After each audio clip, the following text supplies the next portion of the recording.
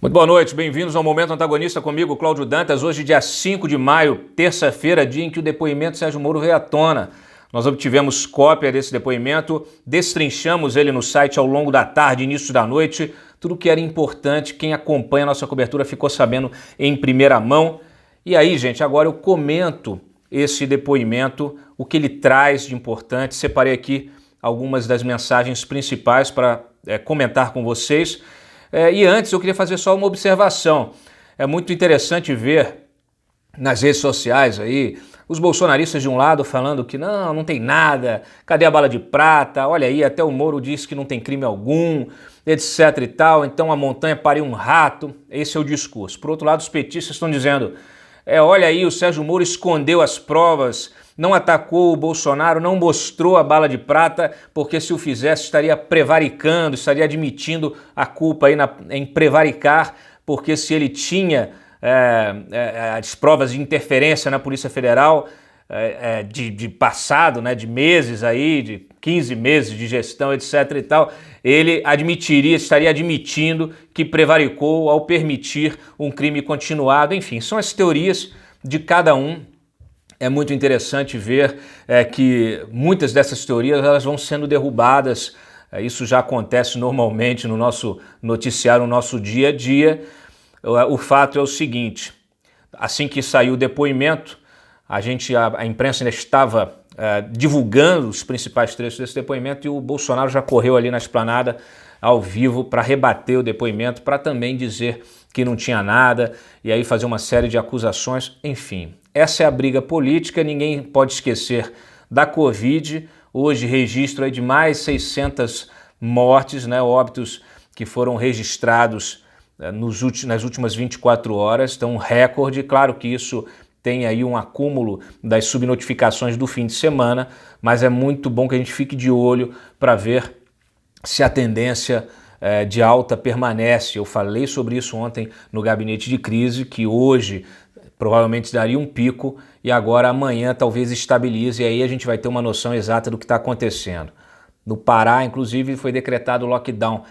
As coisas estão acontecendo, a crise continua, a crise humanitária, a crise sanitária, a crise econômica continua, a despeito desse jogo de intrigas, né, palacianos, de trocas de acusações, de investigações.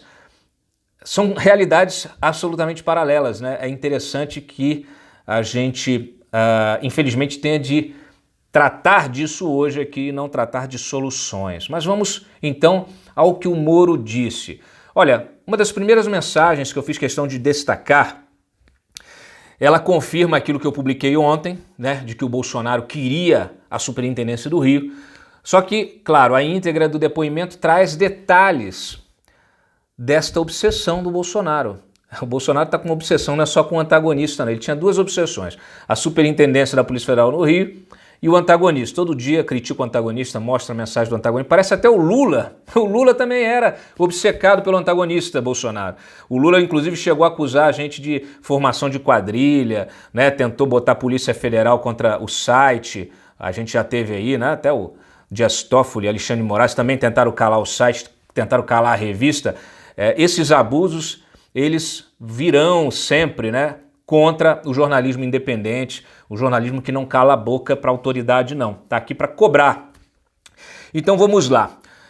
A mensagem, o Moro disse o seguinte, que ele, no começo aqui de março de 2020, estava em Washington, em missão oficial com o Maurício Valeixo, quando recebeu a mensagem de Bolsonaro pelo WhatsApp. Ele queria novamente a substituição do superintendente do Rio de Janeiro, que antes era o Saad. Fez muita pressão para derrubar o Saad, ele queria colocar o superintendente do Amazonas. A PF não resistiu a essa mudança, disse que poderia mudar, mas teria de colocar alguém escolhido pelo próprio diretor, Maurício Valeixo. Foi escolhido então o Carlos Henrique.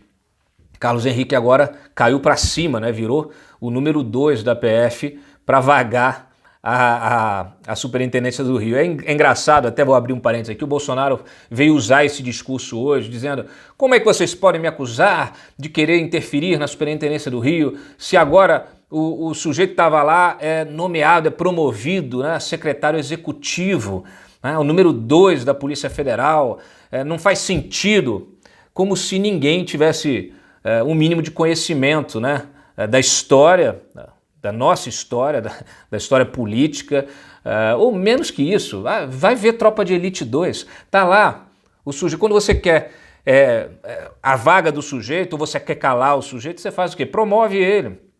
É tão simples, tão básico, mas, enfim, o presidente acha que vai enganar alguém com esse discurso. O fato é o seguinte, segundo o Moro, a mensagem tinha mais ou menos o seguinte teor: Moro, você tem 27 superintendências, eu quero apenas uma, a do Rio de Janeiro. O Moro disse que não nomeou, não era consultado sobre as escolhas dos superintendentes, e isso tudo cabia ao diretor-geral, para vocês verem a autonomia que o Moro dava ao Valeixo. Ele disse que nem mesmo indicou o superintendente do Paraná, respondendo, inclusive, também aí às acusações do Bolsonaro, que o Moro chamou todo mundo, montou a PF e tal com seus amigos, e na verdade o Valeixo fez isso com liberdade para fazer. E que, então, os motivos para essa obsessão pela troca da superintendência do Rio devem ser indagados ao próprio Bolsonaro. Então, é incrível, né? Porque corresponde exatamente àquilo que o Moro falou na despedida dele. E coloca a seguinte questão: primeiro, que derruba essa tese de que estava preocupado com Adélio, com investigação de Adélio. Né? A investigação de Adélio é em Minas. Ele não pediu para trocar o superintendente de Minas, né? Pediu para trocar o superintendente do Rio. O que tem no Rio para se investigar? Tem aquela questão da Marielle, né? Do assassinato da Marielle. Aquela outra investigação que envolveu o porteiro, que ele vem falando disso a todo momento, o porteiro lá do condomínio dele. Tem as investigações do Flávio, que não são bem Polícia Federal, é mais pela Polícia Civil. Então tem muita coisa no Rio de Janeiro. O Rio de Janeiro é a sua base eleitoral, onde ele vivia, né, até vir para Brasília aqui, lá na Barra da Tijuca. Então o Rio de Janeiro é um ponto crucial nesta investigação do Celso de Mello, porque justamente é preciso que o Bolsonaro responda a uma pergunta que ele até agora não respondeu. Trocar para quê? E aí, já não é mais trocar o Maurício Valeixo para quê? Agora a gente já sabe, para poder trocar o superintendente do Rio. Uma obsessão, entre 27 ele só queria esse. Para que trocar o superintendente da Polícia Federal no Rio de Janeiro? Bolsonaro, responda a essa pergunta e o mistério acaba e a investigação é arquivada. Vamos em frente. Que mais temos aqui? Bom, do depoimento, nós ainda podemos destacar as seguintes passagens.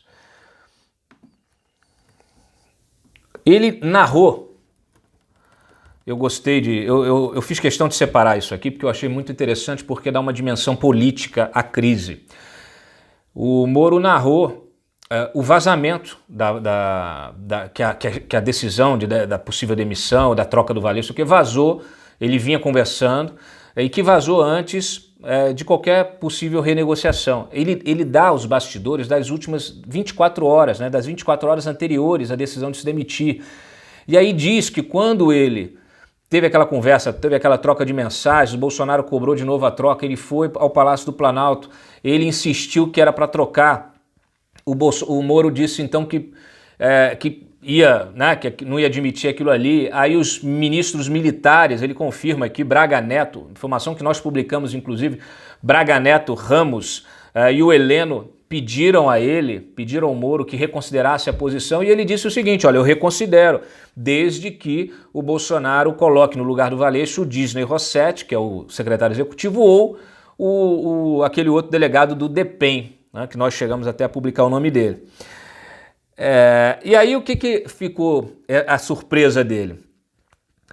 Que ele disse que ligou para o ministro Ramos, manifestou então a sua concordância pela substituição do Valeixo pelo Rossetti, ressaltou que seria a única mudança, né, que ele não concordaria com a troca pretendida do superintendente do Rio de Janeiro, e que o ministro Ramos ficou de levar a questão ao presidente de retornar a ligação, mas não o fez. E que aí depois passou a noite do dia 23, ele recebeu informações do ato de exoneração do Valeixo, que buscou a confirmação do fato no Planalto, ligou para o Braga Neto, ligou para o Ramos O Braga Neto disse que não sabia, o Ramos disse que ia checar, ficou de retornar a ligação e não ligou. E aí é lógico, durante a madrugada saiu a publicação no DO, no Diário Oficial, e o que tornou irreversível a sua decisão de se demitir. Então parece que o ministro Ramos não estava muito empenhado na permanência do ministro Moro no governo. Essa é a impressão que a gente tem quando lê esse depoimento, tá? Que mais, Cláudio? Olha, tem uma outra parte aqui que eu achei também bem interessante, que é a seguinte. O Heleno, nessa tentativa aí de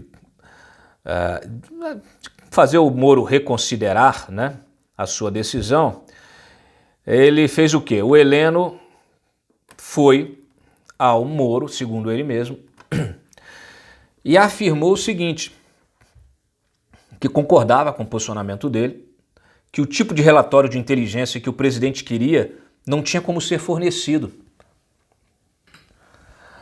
Não tinha como ser fornecido.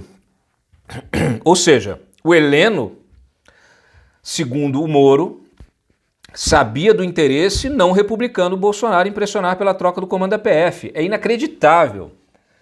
O Moro está dizendo que o Heleno virou para ele e disse que o Bolsonaro queria de relatório de inteligência não era possível de fornecer. Ou seja, o Heleno sabia que não dava para a PF, nem para o Moro, fazer o que o Bolsonaro estava querendo fazer.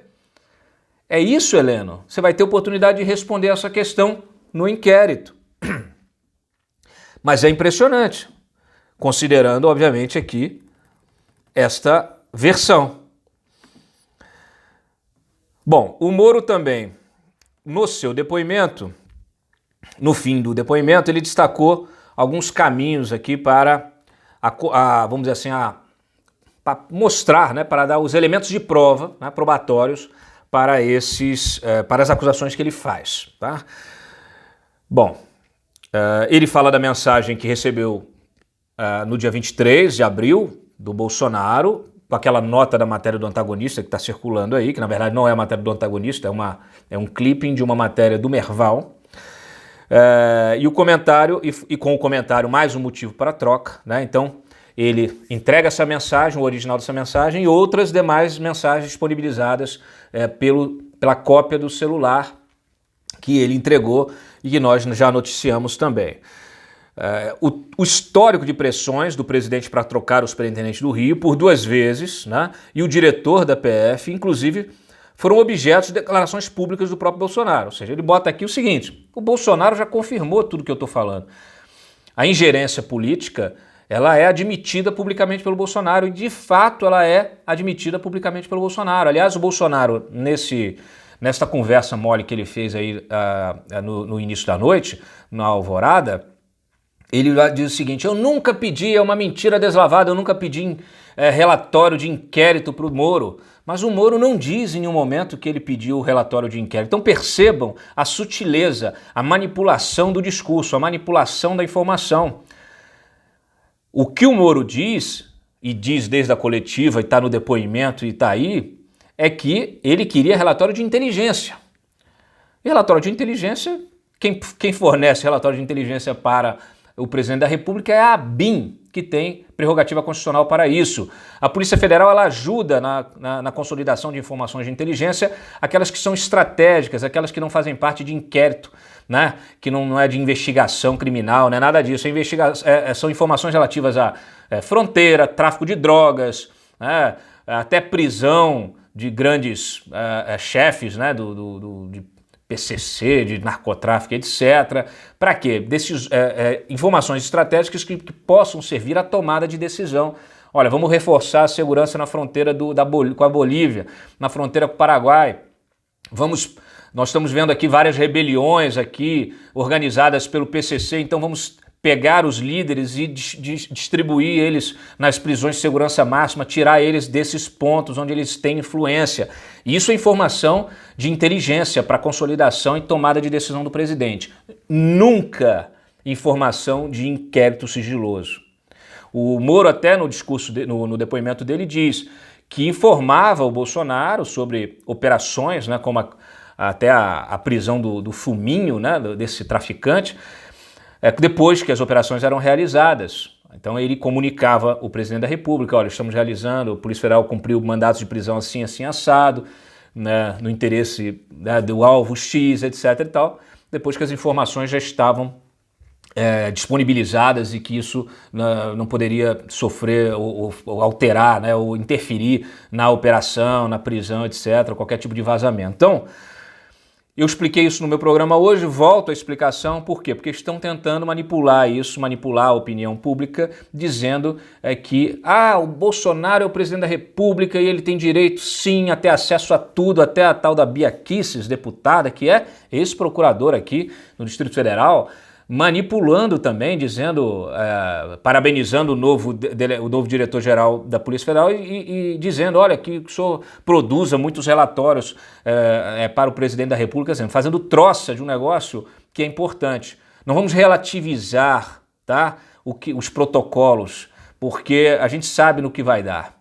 Então, a PF pode disponibilizar constitucionalmente, o presidente tem a prerrogativa constitucional de nomear o diretor da Polícia Federal. Agora, informação sigilosa, informação de inteligência de criminal, né, de operações que estão em andamento, de investigações que estão em andamento. Quer dizer, quando o Bolsonaro manda para o Moro a mensagem com o link da matéria sobre a investigação daquele movimento, daquele protesto lá pelo AI-5, né, daquela manifestação pelo AI-5, que tem a possibilidade, um risco de você ter deputados bolsonaristas organizando aquele evento, então há uma investigação sobre isso, aberta, né, e está sendo tocada pelo Alexandre de Moraes. Quando o presidente manda isso, ele tá mostrando que ele tem interesse nesta investigação que vai atingir provavelmente os seus deputados. E aí ele cobra do Moro uma resposta que o Moro não tem. Olha, esse inquérito é sigiloso, está com o STF, está com o Alexandre de Moraes, e a gente não tem como fazer nada. Então quando ele fala até, isso aí é fofoca, ele está dando uma resposta genérica para o Bolsonaro por uma resposta que ele não pode, que ele está sofrendo o assédio do presidente em relação à troca do diretor-geral. Ele bota lá mais um motivo para a troca, então o próprio Moro disse no depoimento, ficou apreensivo com aquilo, porque ficou claro que tipo de informação que ele quer, né, de um diretor da Polícia Federal ou de um ministro da Justiça. Está muito claro, tá? Muito claro. Bom, não apresenta motivos, então ele fala sobre isso. As declarações do presidente, ele fala aqui do dia 22 de abril, na reunião do Conselho de Ministros, e que devem ter sido gravadas, né, na quais ele admite a intenção de substituir o superintendente da PF do Rio. E é interessante isso aqui, porque ele narra que nessa reunião, aí ele está falando aqui, olha, elemento de prova, a gravação desta reunião. A gravação dessa reunião, porque nessa reunião o Bolsonaro cobra de vários ministros, e aí cobra do Moro relatórios de inteligência da Polícia Federal, tem todas as testemunhas lá, isso está gravado, ele cobra isso e ameaça o Bolsonaro, ameaça o Moro, dizendo o seguinte, que olha, se não trocar o superintendente do Rio, eu vou trocar o diretor da PF, vou trocar o ministro da Justiça. Quer dizer, ele ameaça o Moro de demissão. Tá? Isso está dito aqui pelo Moro. E aí, eu só vou ressaltar o seguinte, eu acabei de publicar a informação em primeira mão que o secretário lá, o assessor especial do gabinete da presidência, o Célio, pegou esse cartão de memória com a gravação da reunião, botou no bolso, ficou com ele. Não sei se levou para casa, o que fez. Hoje ele entregou para a equipe que faz a filmagem, faz todo o registro de tudo que acontece no palácio, etc. E o cartão está formatado, o cartão não tem mais arquivo nenhum, não tem mais conteúdo nenhum. Então, assim, cadê a formalidade das coisas? Cadê os protocolos? Onde estão os protocolos para registro de reuniões importantes da presidência da República? Não tem. É tudo na base ali, tudo na questão ali da pessoalidade. Quer dizer, o sujeito leva, não sei nem se fez cópia, espero que tenha feito cópia, porque só falta terem apagado o negócio e sumido com o registro da gravação. Aliás, isso me lembrou, ecoou na minha mente quando apagaram as reuniões da Petrobras, né, do conselho lá com a Dilma, né, Guido Mantega, etc. Então, assim, vamos ver. O Celso de Mello pediu cópia, falou para a PGR pedir a cópia dessa gravação desse dia. Vamos ver se essa cópia existe e se ela não foi editada, que seja periciada, seja entregue periciada. Bom, todos os protocolos de investigação, de produção de relatórios, do sistema do SISBIN, que é o Sistema Brasileiro de Inteligência, a participação de cada órgão, o Moro ainda faz aqui, fala assim, ó, isso é muito fácil, é só vocês demandarem os órgãos e eles vão dizer para vocês o que a PF pode informar, o que a PF não pode informar. As declarações dos ministros podem ser confirmadas com outros ministros militares já estão sendo convocados para dar depoimento. Se não derem, podem sofrer condução coercitiva. E o celular que ele disponibilizou também para justamente a cópia dessas mensagens. Então, além disso, o Moro disse, como juiz que ainda carrega na veia, né, o ex-juiz que carrega ainda na veia a sua vocação, ele indicou o seguinte, olha, o Bolsonaro precisa esclarecer no curso da investigação sobre a tentativa de interferência política. Caberia justamente ao Bolsonaro responder as seguintes perguntas. Por que as sucessivas trocas pretendidas na Superintendência da Polícia Federal no Rio de Janeiro? Por que a troca do diretor da Polícia Federal, do diretor-geral? Que tipo de informação o relatório de inteligência da Polícia Federal o presidente da República pretendia obter por meio de interação pessoal com o comando da PF? Aliás, ele confirma, né, que o Bolsonaro queria alguém de confiança para interagir e obter relatórios de inteligência. A frase é a seguinte, que o Bolsonaro, numa conversa com ele lá no Palácio Planalto, disse que ele precisava de pessoas de sua confiança para que pudesse interagir, telefonar e obter relatórios de inteligência. Aliás, foi o que ele disse na coletiva, ele apenas confirmou, reiterou essa sua acusação. E aí disse, olha, o PF não é órgão de produção direta de inteligência para a presidência da República e que essas informações devem ser obtidas junto à ABIN e as informações estratégicas devem vir justamente de dentro do sistema brasileiro de inteligência do próprio SISBIN, aquilo que é possível, né? Então nada de informação, de inquérito, de investigação, de nada disso. Bom, é isso. É bom que se diga que as reclamações, né, sobre o superintendente de Pernambuco não aconteceram antes, então muita gente ficou falando assim, o Bolsonaro quis trocar o superintendente de Pernambuco, mas isso foi agora em março, tá? E que ele entende que os motivos da reclamação também devem ser indagados ao presidente. A gente precisa lembrar, né, que o Fernando Bezerra, o líder do governo, no Congresso ele é investigado. Inclusive a PF já fez até busca e apreensão no gabinete dele, no Senado ele reclamou, tentou anular as provas e não conseguiu. Então, tá aí a capivara do Fernando Bezerra e talvez uma pressão para o presidente para tentar segurar as investigações. É isso que precisa ser apurado. Aliás, estamos cruzando as informações que a gente tem dessas investigações do Rio, Marielle, etc. e tal, para saber se cronologicamente houve algum fato mais forte que tenha motivado esses pedidos do Bolsonaro para a troca do superintendente do Rio de Janeiro, que era assim, 99% dos pedidos do Bolsonaro eram para trocar o superintendente da PF no Rio de Janeiro. Que mais eu destaco para vocês? Bom, é isso. O Moro até pensou em concordar na troca do Valeixo, mas disse que o nome do Ramagem afetaria a credibilidade da PF, né? Fez uma série de colocações, falou aqui que há valores superiores à lealdade pessoal, mais uma vez, né, na linha de que ele responde à Constituição, né, não só ao presidente da República como ministro, mas mais ainda, né, à Constituição, à lei. Então, qualquer coisa que saia desse escopo, dessa caixinha aí, não é possível tolerar. Aí ele disse o seguinte, olha, quem falou em crime aqui foi a PGR, que resolveu abrir a investigação. A única coisa que eu fiz foi justificar a minha saída.